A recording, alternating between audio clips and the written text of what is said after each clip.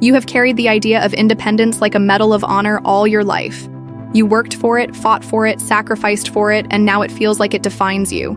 So when the idea comes that one day you may depend on your children, your body tenses and your mind whispers, "Not me, not yet." You imagine yourself asking for help and picture their faces filled with tiredness or pity. You hear an inner voice say, "I will not be a burden." But let me tell you something, that voice is not the whole truth. It is only one story, and it is shaped more by culture than by science or history. For most of human history, dependence was not feared, it was expected and respected. Anthropologists studying the Hadza people in Tanzania, a living example of hunter-gatherer life, found that elders who could no longer hunt still played a central role in the tribe. They taught the young, they kept the stories alive, they remembered where food was found in past years of drought. Their value did not disappear when their knees grew weak or their eyesight faded. They simply shifted from physical work to mental and emotional leadership. Needing help with daily tasks did not make them less, they were seen as more because their wisdom was irreplaceable. Your brain is built with the same evolutionary wiring as theirs. For hundreds of thousands of years, survival depended on cooperation and mutual care, not rugged independence. Modern neuroscience confirms that caregiving is not just a chore, it is a source of emotional reward. When your adult child cooks for you, their brain releases oxytocin, the bonding hormone, and dopamine, the pleasure chemical. Helping you actually makes them feel good inside. This is why studies in psychology show that adult children who regularly support their parents often report greater satisfaction with their lives and relationships. They feel they are living in line with their values and returning the care they once received. And here is something we often forget. Receiving help can be just as bonding as giving it. When you say yes to help, you are silently telling your child, "I trust you, I believe in your love, I know you are capable." That trust is a gift, not a burden. Our culture, however, tells a different story. It praises independence as the ultimate proof of worth and warns against ever being a burden. But biology has no such rule. In nature, survival depends on interdependence, from wolf packs to elephant herds to human families.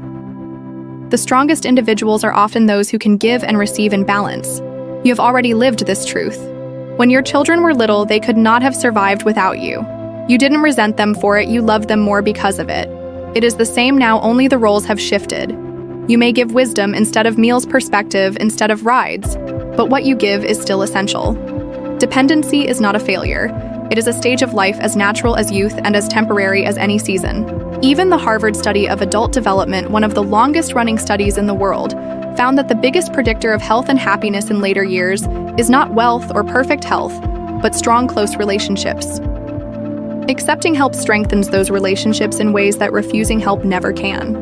You might still feel that little resistance in your chest when you think about accepting help. It is normal. Fear of dependence is one of the most common emotional reactions in people over 60. Psychologists say it is linked to what they call autonomy identity, the belief that self-reliance equals self-worth. You spent decades proving you could stand on your own, so any sign of needing others feels like a threat to that identity. But identities can expand. You are not the same person you were at 20 or 40. You have added chapters to your story, and you can add this one too. The truth is, dependence in older age is not a sign of weakness, but a shift in the type of strength you carry. Physical strength may change, but emotional and relational strength can grow deeper than ever before. In fact, research from Stanford University shows that older adults often have better emotional regulation than younger adults. You know how to handle stress better, how to keep perspective, how to focus on what matters most. That emotional skill is a form of power, and it is just as vital to your family's well-being as any physical contribution. Think of your life as a relay race. You have carried the baton for a long time, running with energy and purpose. Now the moment comes when you begin to hand parts of it to the next runners, not because you are quitting, but because the race is a team effort. In biology, this is called cooperative breeding, and humans are one of the rare species that do it. It means everyone contributes to the survival of the young and the stability of the group, including those past childbearing age. Elders who receive help also give help in less visible but equally important ways, such as wisdom teaching, mediation, and emotional grounding. When you let your children help you, you are also giving them an anchor, a sense of belonging and continuity in a fast-changing world. Sociologists call this the intergenerational contract, the unspoken agreement that care flows both ways across a lifetime. It is not charity, it is reciprocity. And reciprocity is deeply satisfying to the human brain. Neuroimaging studies show that both giving and receiving help activate reward centers and create stronger social bonds. That is why refusing help to spare your children can sometimes backfire. It can unintentionally signal that you do not trust them, or that you do not want to share this part of life with them. On the other hand, accepting help with gratitude communicates respect for their role and belief in their capacity to care.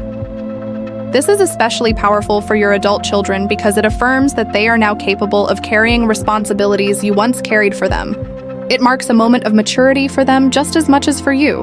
You might remember when your own parents finally let you help them, perhaps when they asked for your advice or accepted your financial support. It was not just an act of need, it was an act of trust. Trust is one of the most valuable currencies in family relationships. Psychologists say it creates what is called relational security, the deep sense that you belong to one another no matter what changes life brings. Relational security is a protective factor against loneliness, depression, and even physical decline in later years. This means that letting your children care for you is not a loss, it is an investment in the well-being of the whole family. Even in cultures where independence is prized, the happiest elders are often those who balance autonomy with connection. You do not have to give up all independence to accept some help. Boundaries and preferences still matter, and communicating them clearly can make the experience better for both you and your children. In fact, family therapy research shows that when parents openly talk about the kind of help they want and the kind they do not, it prevents resentment and strengthens mutual respect. You can shape your dependence in a way that feels right for you. You can decide when to ask for help and how to participate in return. This turns dependence from something that feels like surrender into something that feels like teamwork. Teamwork is what families were built for. You might still hear that inner whisper saying, "I do not want to be a burden." It is a powerful thought because it is tied to love. You do not want to add weight to the lives of the people you care about most. But what if needing them is not adding weight but giving them purpose? Purpose is one of the most powerful human motivators. Research from the University of Michigan shows that people who feel they are needed live longer and stay healthier, both physically and mentally. Your children are no exception. When they feel they are contributing to your well-being, it strengthens their own sense of meaning. They are not just working, earning, and paying bills, they are taking care of the person who once took care of them. This activates what psychologists call filial responsibility, a deep-seated drive found across cultures to support and honor one's parents. It is not just moral, it is biological. MRI studies show that when adult children help their parents, the reward centers in their brain light up as if they themselves were receiving a gift. It feels good to care. By letting them care for you, you are allowing them to experience that satisfaction. This is why many adult children later say those caregiving years were some of the most meaningful in their lives. They remember the small moments sitting with you at the table, helping you to the garden, sharing tea on a quiet afternoon. Those are the memories they will treasure, not the times you insisted you could do it all alone. And here is something important science tells us about relationships: the closer the bond, the more both sides benefit from helping and being helped. In families with high trust and affection, dependence can actually strengthen relationships instead of straining them. This is because the act of care becomes a shared story, not a one-sided sacrifice. You are not only receiving, you are also giving emotional intimacy, shared time, and the chance for your children to see you in a new light. Sometimes your vulnerability will be the very thing that deepens their love. Vulnerability is not weakness. Brené Brown's research on human connection shows that vulnerability is the birthplace of trust and closeness. When you admit you need someone and they respond with kindness, your relationship moves to a deeper level. This is the opposite of burden. It is allowing love to take its fullest form. And love is never a one-way street. Even if your children bring you meals, you may be the one who gives them the encouragement they need to face a difficult day. Even if they help you dress, you might be the one who tells them a story that changes how they see their own life. Every exchange has two sides. Dependency is simply a different balance of giving and receiving than you had before. Psychologists studying successful aging say that one key is to redefine what giving looks like. In your 30s and 40s, you gave through physical labor and financial support. Now you give through emotional presence, wisdom, and the stability of your love. This is no less valuable. Your children may even need it more than they realize. The fear of dependence shrinks when you see your role not as a burden, but as a partner in the shared work of family life. You are not leaving the field, you are playing a different position. And sometimes the team wins because of the experience of the coach on the sidelines. Fear shrinks when it meets understanding and clarity. One of the most effective ways to ease the discomfort of accepting help is to reframe it as collaboration instead of surrender. Collaboration is active. It means you still have a say, you still contribute, you are still part of the decision-making process. Behavioral scientists call this shared control, and it is vital for maintaining a sense of dignity while receiving assistance.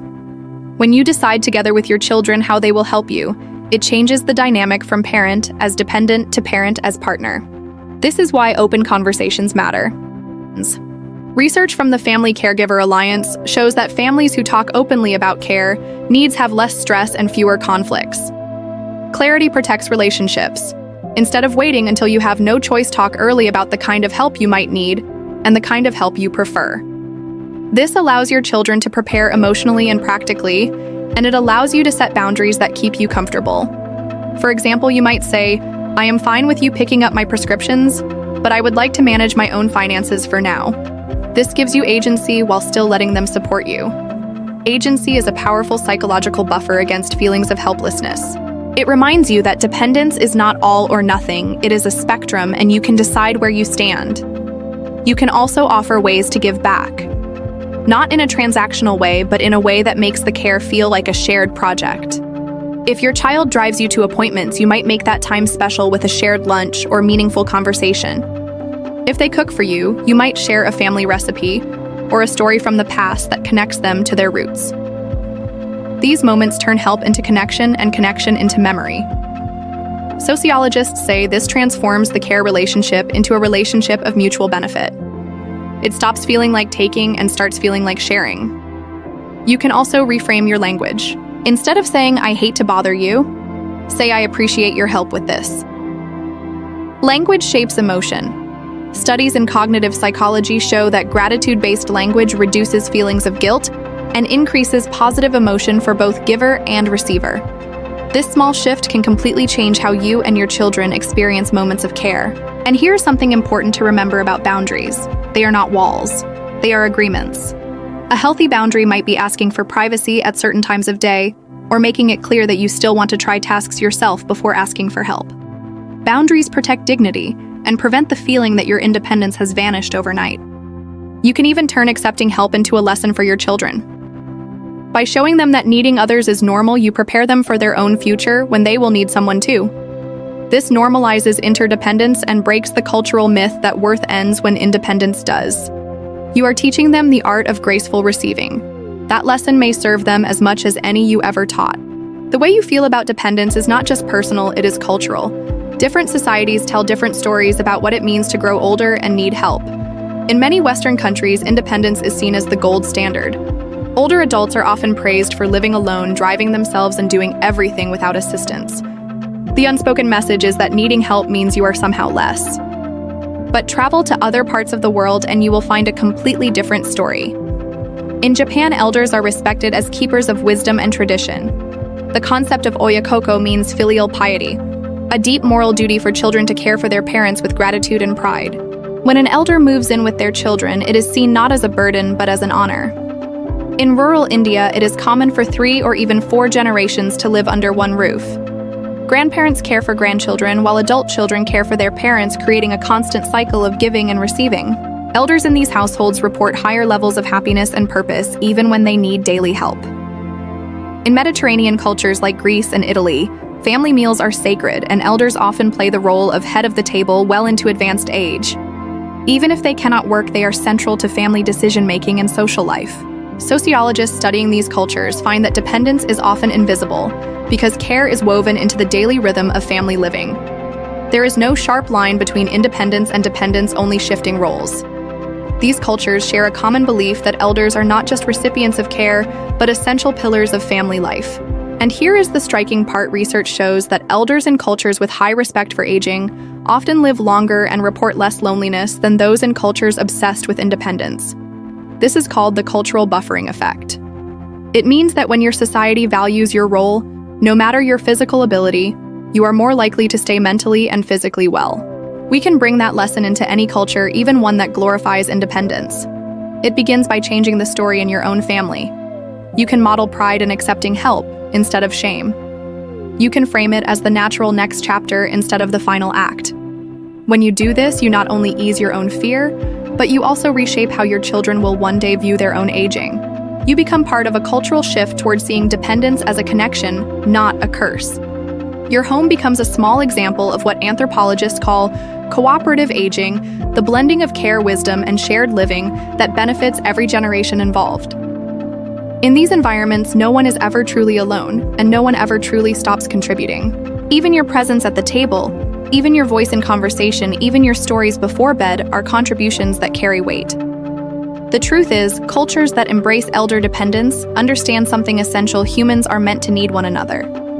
It is not a flaw in the design, it is the design. Your body and mind are deeply connected, and how you respond to needing help can shape both. Medical research shows that social support is one of the strongest predictors of longevity in older adults. A study from the National Institute on Aging found that elders with regular emotional and practical support had lower rates of heart disease, better immune function, and even faster recovery from illness. It is not magic, it is biology. When you feel supported, your brain reduces its output of cortisol, the stress hormone. Chronic high cortisol is linked to everything from memory loss to weakened immunity to slower healing.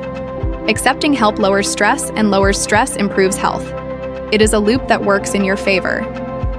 On the other hand, resisting help when you truly need it can create hidden health risks. If you avoid telling your children you are having trouble driving, you may push yourself into unsafe situations. If you refuse assistance with heavy chores, you may risk injury or exhaustion. These physical strains often trigger a cascade of problems that are harder to reverse later. Doctors call this the independence trap, the attempt to preserve independence by refusing help that ironically can lead to a sudden loss of independence through accidents or illness. The irony is that small acts of accepted help can actually protect your autonomy in the long run. If your child helps with grocery shopping today, it may prevent the fall that would send you to the hospital tomorrow. If they remind you about medications, it may prevent the health crisis that could force a bigger dependence all at once. Psychologists also point to the mental health benefits of receiving support. Older adults who have regular interactions with family members report lower rates of depression and anxiety. This is not just about company, it is about feeling valued and connected. Humans are wired to survive in groups, and isolation sends danger signals to the brain. These signals can trigger inflammatory processes in the body that over time harm physical health as well. By letting your children help you, you are not only protecting your body, you are protecting your mind. Your brain needs connection the way your lungs need air. Even small daily interactions release neurotransmitters that boost mood and sharpen thinking. Studies on brain health and aging show that social engagement is as important as diet and exercise for keeping cognitive function strong.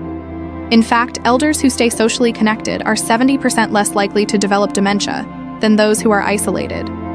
So accepting help is not just an emotional choice, it is a neurological strategy.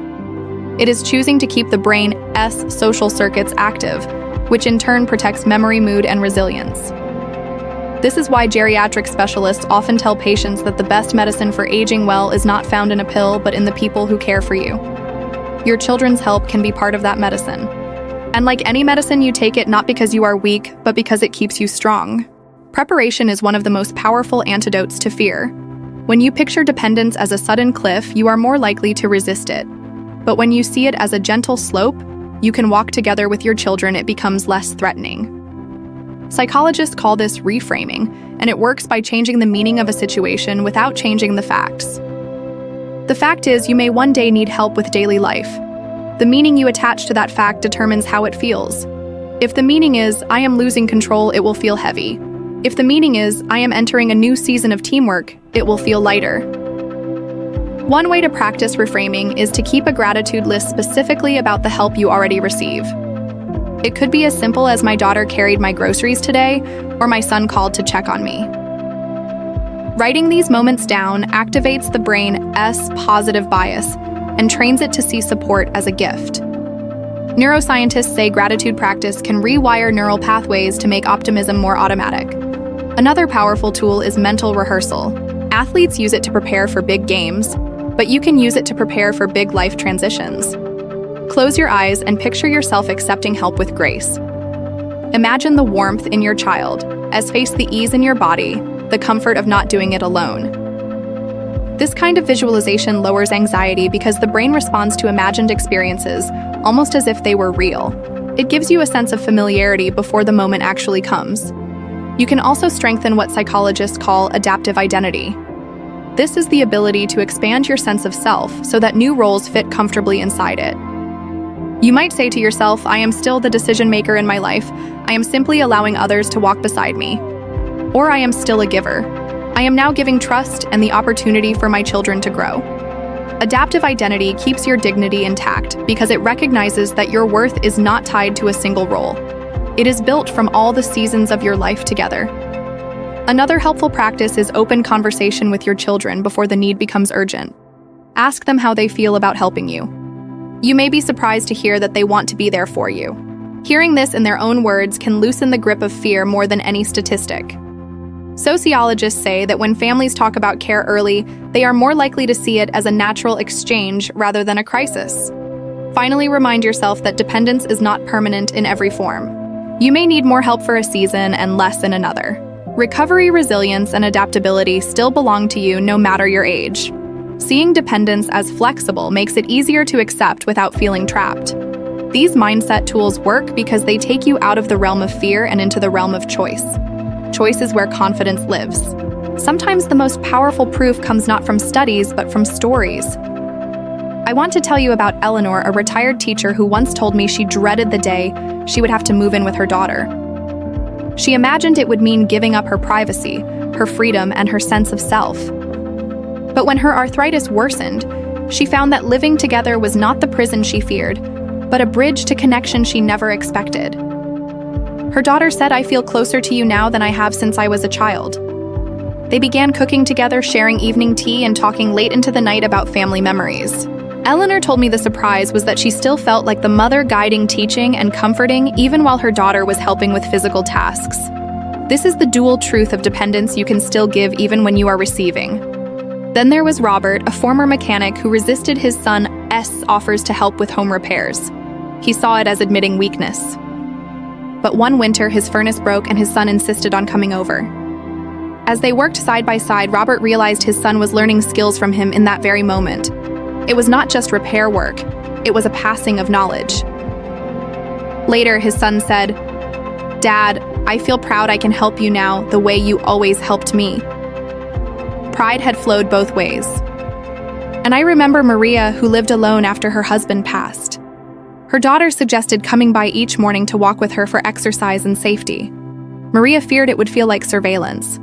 But what it became was a cherished ritual. They shared stories during those walks, laughed at old memories, and sometimes even cried together. It was not about guarding, it was about sharing life. Her daughter said, "I did not realize how much I needed this time with you until we started." These stories all share a pattern. Fear of dependence shrinks when help becomes part of a shared life instead of a one-sided transaction. Families who embrace these moments discover that care is not about who owes what it is about building a stronger web between generations. Psychologists call this the relationship enrichment effect, the idea that facing challenges together often deepens bonds faster than easy times ever could. Your children's help is not a sign that you are failing. It is a sign that the bond you created over a lifetime is strong enough to carry weight in both directions. And the memories formed in these seasons often become the most treasured, because they are filled with both love and courage.